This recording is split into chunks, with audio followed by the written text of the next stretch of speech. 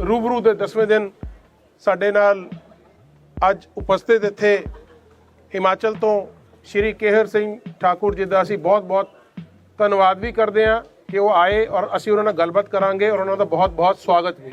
Post graduation diploma journalism में, लेकिन career theatre में, पहले तो ये समझाइए हमें ये कैसे हो रहा है। ये मुझे भी समझ नहीं आया। हाँ जी सर। बट ये घटित हो गया क्योंकि मैं एक बहुत देहात के गांव से जब हमारा कुल्लू टाउन वहाँ आया तो तब पढ़ने में ठीक था, तो बोला ये +1 में पढ़ने के लिए आया तो तुम अच्छे हो पढ़ने में, तो तुम साइंस रखो। तो मुझे लगा साइंस रखनी चाहिए, तो साइंस में पढ़ लिए। तो धीरे धीरे ग्रेजुएशन करते करते फाइनली ये इसमें ग्रेजुएशन करते करते कुछ वर्कशॉप्स की थिएटर की, तो फिर तब जाके समझ आया तो मैं तो इस जगह का हूँ। बेसिकली तब तक समझ नहीं आया क्योंकि छोटी जगह पे जो होता है, छोटे स्मॉल टाउन में इस तरह के एक्सपोजर्स होते नहीं है। तो फिर समझ में आया कि मैं तो यहाँ का हूँ। फिर थिएटर को स्विच हो गया और जब साइंस में ग्रेजुएशन हुई तो फिर कोरेस्पोंडेंस मैंने ये इससे इग्नू से जर्नलिज्म भी किया, क्योंकि उसमें फिल्म मेकिंग, थिएटर, ये सब चीज़ें आती हैं। तो मुझे लगा मैं थिएटर करते करते, और ये एक कारण ये भी था कि मैं घर वालों को बताऊं कि मैं पढ़ रहा हूँ। ये एक बेसिक कारण था ये जर्नलिज्म करने का। और साथ में ऐसे शौकिया थोड़ा बहुत लिखता था मैं, पेपर्स के लिए कोई पत्रिका इस तरह से लिखता था, तो वो भी कर लिया। और ये मूल कारण ये था उसके बाद कि थिएटर ही कर रहा हूँ। जो मैंने थिएटर करना बोला तो घर पे पापा के साथ ये हो कि बेटा ऐसा करो, तुम खुद कमा के खा लो, ना मैं दूंगा और ना तुम मुझे दो, ठीक है, यहाँ पे बाय बाय टाटा करके। तो तब ये दिखाने के लिए नहीं मैं पढ़ रहा हूँ, तो ये जर्नलिज्म में भी किया, तो यही रहा लगभग। उसके बाद थिएटर में तो स्विच हो ही गया था, तो वो यात्रा चल रही। हमारे आसपास ये जो थिएटर प्रैक्टिशनर है वो सब करते हैं। हम क्या कर रहे हैं आज की डेट में? मेरा लगभग इस पे मैंने 2013 से काम करना शुरू कर दिया था। मेरे जहन में जब मैं बहुत से नेशनल स्कूल ऑफ ड्रामा के एक्सपर्ट्स थे, उनके साथ में काम किया करते करते करते मेरा ये क्वेश्चन होता था कि भाई आप कोई एक्टिंग मेथोडोलॉजी पे काम कर रहे हैं? मतलब कोई तो ज्यादातर जैसे ड्रामा स्कूल्स में हमारे, आपके डिपार्टमेंट्स में भी इधर देखोगे सबसे ज्यादा क्या है, थ्योरी ऑफ इन्वॉल्वमेंट है, स्टेनिस्लॉवस्की, उसी पे magic if and given circumstances. उसके बाद थोड़े थोड़े बढ़ते हैं हम इंट्रोडक्टरी, तो टुवर्ड्स द पुअर थिएटर, ग्रोटोवस्की। उसके बाद हम बढ़ते हैं तो ब्रेख्त के मदर करेज करेंगे या कॉकेशियन चौक सर्कल करेंगे, और ये थ्योरी ऑफ एलिनेशन। और ये आर्तो की तरफ तो एंटोनी आर्तो की तरफ तो कम ही बढ़ते हैं, ये क्रूअल थिएटर की तरफ। तो ये सब जो दुनिया की मैथोडोलॉजी है, मेरा बड़ा ये था, मैं पढ़ता रहा, पूछता रहा, ये करता रहा। फाइनली फिर नाट्य शास्त्र के भी कुछ अध्ययन किया। तो उसके पहले अध्याय में ये था कि भाई जब नाट्यवेद तैयार किया गया तब ये पूछा गया कि भाई कौन करेगा इसको। पहला ये था, पहले चैप्टर में देखिएगा आप में कि करेगा कौन। बोला जी देवता, बोला देवता तो अच्छा ही अच्छा करेंगे। और बोला दानव, बोला वो तो खराब ही खराब करेंगे, ये गड़बड़ हो जाएगा, बैलेंस तो बनेंगे। और तीसरी श्रेणी है, एक बोला मानव है वो। और मानव में भी कौन? जो ऋषि हैं, जो अच्छे और बुरे को जज्ब कर सकते हैं, और उसके बाद जो चीज बाहर निकालनी है उसे निकाल सकते हैं। पहले चैप्टर में नाट्य शास्त्र के कि वो लोग करेंगे, ऋषि करेंगे। तो कुल मिलाकर के हमारी सब जो परंपराएं एक्टिंग की, मतलब स्टेनिस्लॉवस्की से ही ली स्ट्रासबर्ग, मीजनर और स्टेला एडलर, ये लोग पढ़ते हैं इधर से ही। तो मेरे ये हो गया कि सबसे पहले हमारी जो हिंदुस्तानी तरीका है थिएटर का, एक्टिंग का, उसमें क्या है, सबसे पहली रिक्वायरमेंट है कि एक्टर को ऋषि होना पड़ेगा। ऋषि हुए कि नहीं हुए, लेकिन ऋषिनुमा गुण होने चाहिए। और अगर आप ये इसको स्टेनिस्लॉवस्की के एक्टर प्रिपेयर्स पढ़ेंगे तो उसमें भी रिलैक्सेशन, कंसंट्रेशन, ये सब वही चैप्टर्स हैं, ठीक है। और उसमें भी उसकी अगर पीछे में जाए तो वो जो है एक अध्यात्म है, अभिनेता एक आध्यात्मिक होना चाहिए, वो है ये, ठीक है। और अब उसके बाद आप ये इसके नोट्स पढ़िएगा, टुवर्ड्स द पुअर थिएटर, ग्रोटोवस्की की बड़ी फेमस बुक है। उसमें बहुत जगह देखिएगा आप कि उन्होंने ज्यादातर जो क्रिया योग है उन चीजों पे काम किया है उन्होंने। और उसके बाद अपने एक्टर्स को उन नोट्स में ये कहते हैं कि फ्रॉम यहाँ तक ऐसा होगा, हम देखोगे, हमें पढ़ने को मिलेगा कि यहाँ पे ये जो है इन्होंने ये जो एक तिलिस्म पैदा कर, तिलिस्मी अनुभूति होने शुरू होती है एक्टर को, ग्रोडोवस्की जहाँ तक एक्टर्स को ले गया। उसके बाद अच्छा ग्रोडोवस्की ने बहुत जगह बोला है, अगर पढ़िएगा तो उसमें from here Indian breathing exercises can help you, right. तो ये है। और ब्रेख्त का जो थ्योरी ऑफ एलिनेशन है वो हमारे हिंदुस्तान में बड़ा अजीब तरीके से इंटरप्रेट किया हुआ है। लिविंग न्यूज़पेपर, डायलेक्टिकल, बर्फरमडंग, ऐसे बोल करके अलग अलग तरीके से कर दिया। बेसिकली वो थ्योरी क्या थी? थ्योरी है वो दृष्टा होने की थ्योरी, दृष्टा होना। ब्रेख्त ने दृष्टा होने की बात की है। उसके बाद आगे अजीब बात का बतंगड़ बन गया वो। तो वही थ्योरी क्या थ्योरी है एग्जैक्टली आप देखिएगा कि आप अब वापिस आइए अष्टांग योग पे, पतंजलि के 8 चरणों पे, यम, नियम, आसन, प्राणायाम, प्रत्याहार, धारणा, ध्यान, समाधि, उसके बाद दृष्टा होना, ये 8 अंग हैं। तो एक्चुअली क्या है कि हम लोग जो जैसे यम है, यम और नियम जो है फिजिकल तैयारी है, और आसन और प्राणायाम ये जो है ये भीतर जाने की तैयारी है। और उसके बाद आती है प्रत्याहार, और प्रत्याहार पे एक्टर एक्टिंग करता है, क्योंकि बाहर की चीजों को हटा करके अंदर के उसी टॉपिक पे कॉन्सेंट्रेट करता है वो। और बहुत कम एक्टर है जो धारणा पे आते हैं जहां एकदम फिक्स वही चीज होता है। वो कभी कभी नसीरुद्दीन शाह जैसे साहब जैसे एक्टर जो है, और ध्यान पे एक्टिंग होना तो बहुत ऊपर डायनामिज्म की बात है, और वो शायद चार्ली चैपलिन जैसे लोग कर जाते होंगे, ठीक है। तो वो चीज मुझे लगा कि फाइनली कि एक एक्टर को कैसे ट्रेंड होना चाहिए कि वो उस तरफ जाए। फिर सब जगह ये स्पिरिचुअलिस्टिक सर्च भी की, तो फिर देखा सब जगह तो गुरु घंटाल बैठे हुए हैं, किसी ने 10 साल लगा दिए तो कुछ पता नहीं चला। फिर सारा रेकी करके ये लगा कि ये जो है जो पतंजलि के योग सूत्र हैं इसमें कोई मिलावट नहीं है। इसमें अगर आपके पास अगर आप सही व्याख्यान पढ़ोगे तो आप ठीक उस तरह से चलोगे तो आप ठीक जगह पे रिजल्ट पाओगे। रिजल्ट ओरिएंटेड है ये। तो आज की डेट में एक एक्टर टुवर्ड्स ऋषि कैसे बढ़ सकता है, मुझे लगता है, मैं खुद फॉलो करता हूं और मैं अपने एक्टरों को फॉलो करवाने की कोशिश करता हूं। तो टुवर्ड्स मतलब ये अष्टांग योग के माध्यम से जो कुछ हमको अलग अलग एक्सरसाइजेस, हम फॉरेन के एक्सरसाइजेस लेकर के कर रहे हैं, वही चीज हम क्या करते हैं, हम 5 सेंसेस पे काम करते हैं, 5 इंद्रियों पे काम करते हैं, लेकिन मन की वृत्तियों पे हमारे इसमें एक्टिंग में नहीं करते हैं। मन की वृत्तियां ही बहुत इंपॉर्टेंट है। जो पांच वृत्तियां मन की 5 वृत्तियां एक्टर के लिए बहुत जरूरी है। जैसे समयिक मन है, प्रमाणिक मन, और दूसरा है विपर्य, तीसरा आ गया विकल्प, चौथा आ गया स्मृति, और 5वां आ गया निद्रा। ये इंटरनल है। और यही वो केमिकल रिएक्शन जो एक्टर का केमिकल रिएक्शन यहाँ चलता है।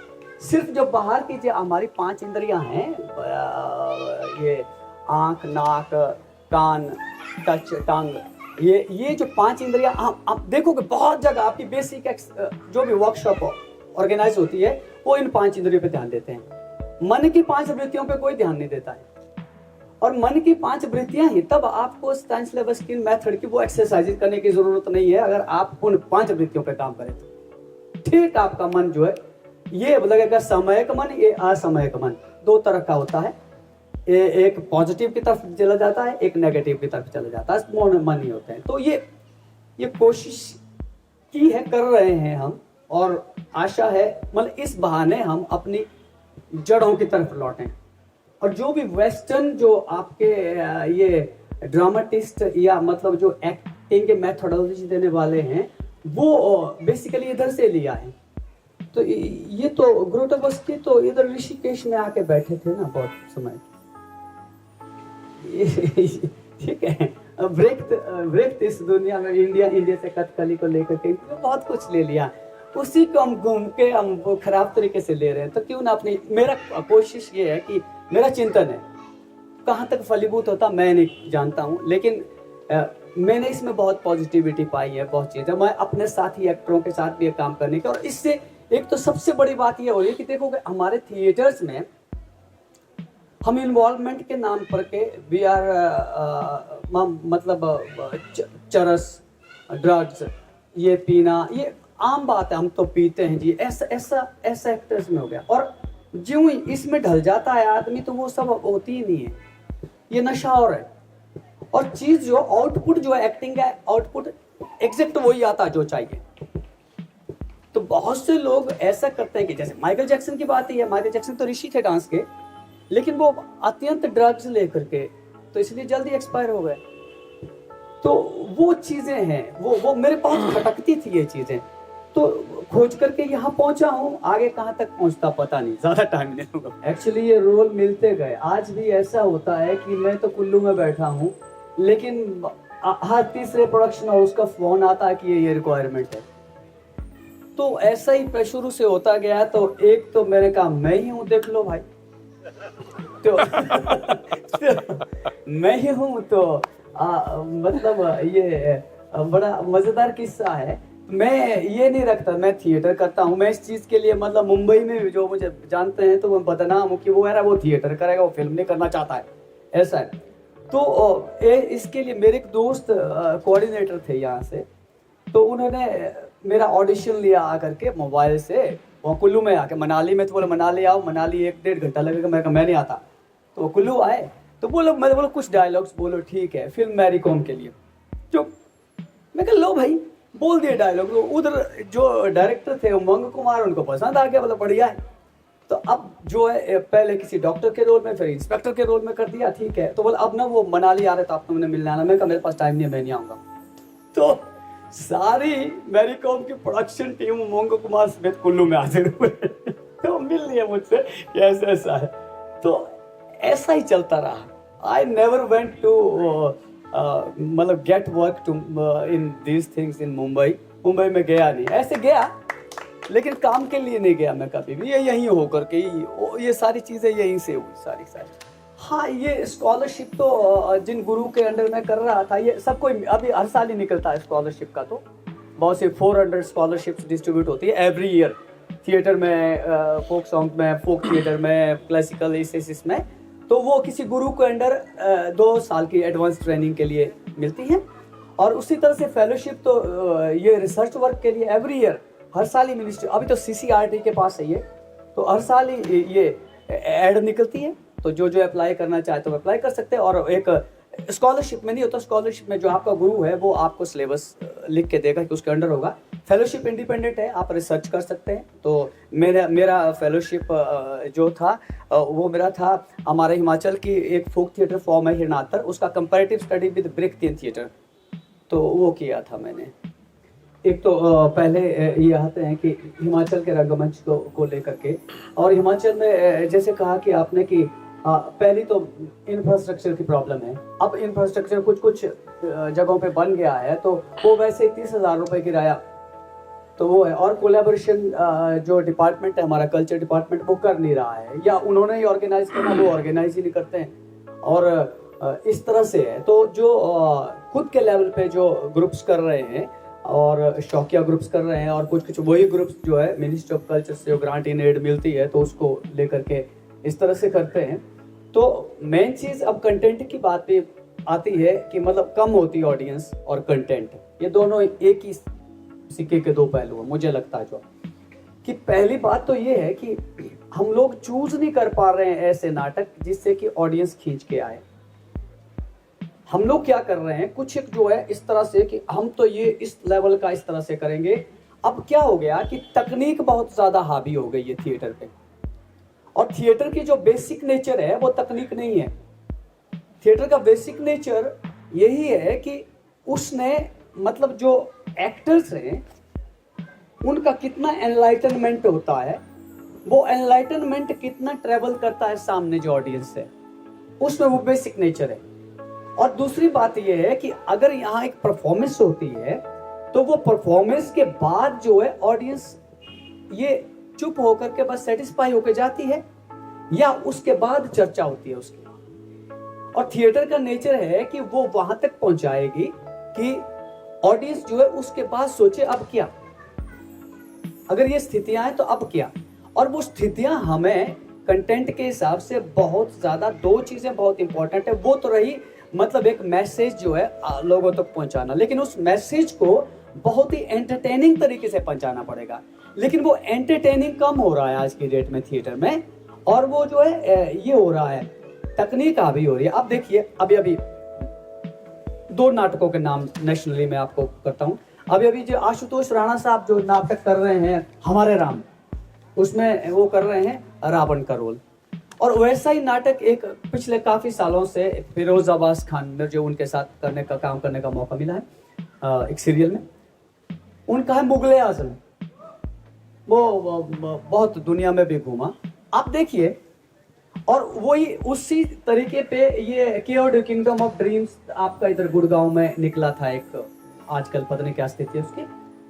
तो वो क्या कर रहे हैं, वो मैक्सिमम सबसे ज्यादा खतरनाक क्या हो गया है कि जो वर्चुअल सेट वाला प्रोग्राम जो आ गया ना, आप उनमें देखिए कि एकदम समुद्र होगा, वहां पहाड़ जल रहे हैं, ये हो रहे हैं, वो हो रहे हैं, एग्जैक्टली लगेगा। टिपिकली ब्रॉडवे थिएटर को कॉपी करने की कोशिश की गई है। जैसे आप लायन किंग या आप ये देखेंगे वॉर हॉर्स नाटक उनके देखेंगे, तो उस तरीके से। तो अब क्या हो रहा है कि मतलब फिल्म के साथ हम उस तकनीक से compete करने की कोशिश कर। ये बात तो सीधी सीधी बात है कि एंटरटेनमेंट तो हाथ में आ गया, जिस तरह का एंटरटेनमेंट चाहे तो क्लिक करके मैं एंटरटेनमेंट कर रहा हूँ। ये एक वजह है कि ऑडियंस कम हो रही है। अब उस ऑडियंस को ये नेचर पता लगना बहुत जरूरी है। हम क्या कर रहे हैं, हम उन्हीं वेब सीरीज और फिल्म्स का मुकाबला करना शुरू कर रहे हैं स्टेज से। वो नहीं, वो हम रंगकर्मियों को ये बाइफरकेट डिस्क्रिमिनेट करना पड़ेगा कि फिल्म जो है फिल्म है, थिएटर है। थिएटर किस चीज से होगा, थिएटर पे तकनीक हावी नहीं होनी चाहिए। जब एक आदमी मेरा एक सोलो परफॉर्मेंस है, मैं मनोहर सिंह नाम से, मनोहर सिंह जी के जीवन पे है। तो मुझे बहुतों ने कहा कि आप पीछे प्रोजेक्टर से बहुत स्लाइड्स ये यूज करिए, ये करिए, वो करिए। तो मैंने कहा कि देखो भाई, बात ऐसी है, जो कुछ मैं कह रहा हूं वो जो है मैं समझा पाऊं, वो बड़ा जरूरी है। तो मैं समझा पाया बहुत जगह पे, बहुत जगह नाकाम भी रहा, बहुत जगह समझा पाया वो। तो आई गॉट सेटिस्फाइड कि मुझे वो यूज नहीं करना है जो मैं। अब देखिए, हमारी कहानी कहने का, दादी नानी की कहानियां पुराने जमाने में यहाँ बड़े एज के हैं, तो जब कभी कोई भूत की भी कहानी सुनाते थे तो हमें एकदम भूत ही दिखाई देता था। उस लेवल का बेसिकली हमारे बड़े बड़े डिजाइनर जो थिएटर की ये बात करते हैं आज की डेट में कि भाई थिएटर ऑफ विजुअल्स बोला, यहाँ कुछ नहीं करना है। जो एक्टर करेगा वो ऑडियंस के दिमाग में विजुअल बढ़ना चाहिए। एक्चुअली थिएटर का बेसिक नेचर जो है वो ही है। तो हम लोगों ने क्या कर दिया, तकनीक हावी कर दी, और मतलब जब से ये एलईडीज आ गई, ये हो गया, वो बेमतलब का नीला पीला कर देते हैं हम लोग, आप देखोगे स्टेज। तो ये एक बेसिक कारण मुझे लगता है, और ऑडियंस कम होने का, क्योंकि वो सिर्फ एंटरटेनमेंट ढूंढता है। और एंटरटेनमेंट ढूंढने जाएंगे तो मान लीजिए कि मैंने एक नाटक किया तानाजी, तो मेरा तानाजी देखने क्यों आएंगे, वो तो अजय देवगन का तानाजी देखने जाएंगे, क्योंकि वहां तो वीएफएक्स है, मेरे पास तो है नहीं। अब मैं वर्चुअल सेट लगा कर वो क्रिएट करने की कोशिश करूंगा तो कितनी बार अजय देवगन ने तो फिल्म एक बार बना दी, बार बार दिखा सकते हैं, मुझे तो बार बार वही करना पड़ेगा। इतना पैसा, इतना मैन पावर। तो इसलिए ज्यों ज्यों थिएटर मुझे लगता है महंगाई की तरफ चला जाता है, त्यों त्यों उसकी बेसिक नेचर जो है खत्म होना शुरू हो जाता है। तो सो हमको इस तरफ लौटना चाहिए, ये एक कारण है। नटशेल में मुझे यही समझ आता है।